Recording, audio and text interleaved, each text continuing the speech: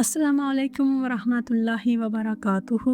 मेरे प्यारे भाइयों और बहनों, आज मैं आपसे एक बहुत ही अहम और दिल को छूने वाला सवाल पूछना चाहती हूँ।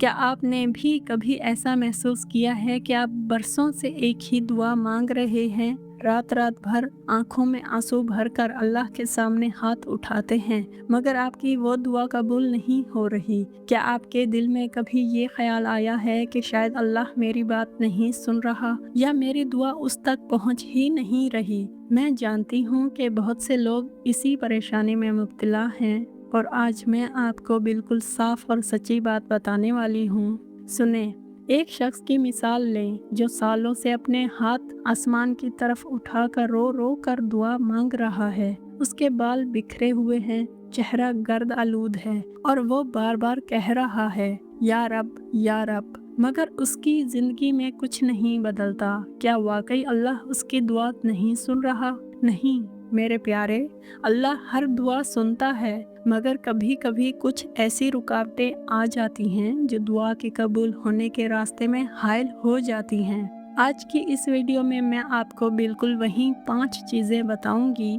जिनसे आपको बचना है, ताकि इंशाअल्लाह आपकी दुआएं कबूल हों और आपके दिल की ख्वाहिश पूरी हो। मेरे अजीज़ों, दुआ इबादत का मग़ज़ है और अल्लाह ताला ने खुद फरमाया है कि मुझे पुकारो, मैं तुम्हारी दुआ कबूल करूँगा। मगर ये भी हकीकत है कि दुआ की कबूलियत की 3 सूरतें हैं। कभी अल्लाह वही चीज़ दे देता है जो आपने मांगी होती है, कभी उसे आखिरत के लिए महफूज कर लेता है और कभी इस दुआ के सदके आपसे कोई बुरी मुसीबत दूर कर देता है। इसलिए अगर आपकी दुआ फौरी तौर पर पूरी नहीं होती तो मायूस मत हो। आज मैं आपको वो 5 बड़ी रुकावटें बताऊंगी जो अक्सर लोगों की दुआओं को रोक देती हैं, और अगर आप इनसे बच जाएं तो यकीन रखें कि अल्लाह आपकी दुआ को ज़रूर कबूल फरमाएगा। तो आइए शुरू करते हैं और आखिर तक मेरे साथ रहिए, क्योंकि ये बातें आपकी ज़िंदगी बदल सकती हैं। मेरे प्यारे भाइयों और बहनों, अब मैं आपको वो पहली बड़ी रुकावट बता रही हूँ जो अक्सर लोगों की दुआओं को रोक देती हैं। वो है हराम कमाई और हराम खाना पीना। रसूलुल्लाह सल्लल्लाहु अलैहि वसल्लम ने एक शख्स का जिक्र फरमाया जो लंबे सफ़र पर है, बाल बिखरे हुए, जिस्म गर्द आलूद, हाथ आसमान की तरफ उठाकर पुकार रहा है, या रब, मगर उसका खाना हराम है, पीना हराम है, लिबास हराम है और उसकी परवरिश ही हराम से हुई है। फिर आपने फरमाया कि ऐसे शख्स की दुआ कैसे कबूल हो सकती है? सोचें, जब हम हराम तरीके से कमाई करते हैं, सूद खाते हैं, रिश्वत लेते हैं, धोखा दही से माल बनाते हैं या मशकूक ज़राए से खाते पीते हैं, तो हमारा दिल तारीक हो जाता है और दुआ का रास्ता बंद हो जाता है। इसलिए अगर आप चाहते हैं कि आपकी दुआ कबूल हो तो सबसे पहले अपने रिस्क को हलाल बनाएं, हराम से दूर रहें और अल्लाह से पाक कमाई मांगें। दूसरी रुकावट है गुनाहों पर इसरार करना और तौबा ना करना। गुनाह दिल पर जंग की तरह चढ़ जाते हैं और दुआ की कबूलियत में रुकावट बन जाते हैं। जब हम जानबूझकर गुनाह करते रहते हैं, नमाज छोड़ देते हैं, झूठ बोलते हैं, गीबत करते हैं या बड़े गुनाहों में मुलव्विस रहते हैं और तौबा नहीं करते, तो हमारे हाथ उठाने के बावजूद दुआ आसमान तक नहीं पहुंचती। अल्लाह बहुत मेहरबान है, वो तौबा करने वालों को पसंद करता है। इसलिए दुआ मांगने से पहले अपने गुनाहों का हिसाब किताब करें, सच्ची तौबा करें, इस्तग़फ़ार करें और अज़म करें कि अब इन गुनाहों से बचेंगे। जब दिल साफ हो जाएगा तो दुआ भी कबूल होगी। तीसरी चीज़ जो दुआ को रोकती है वो है जल्दबाजी और मायूसी।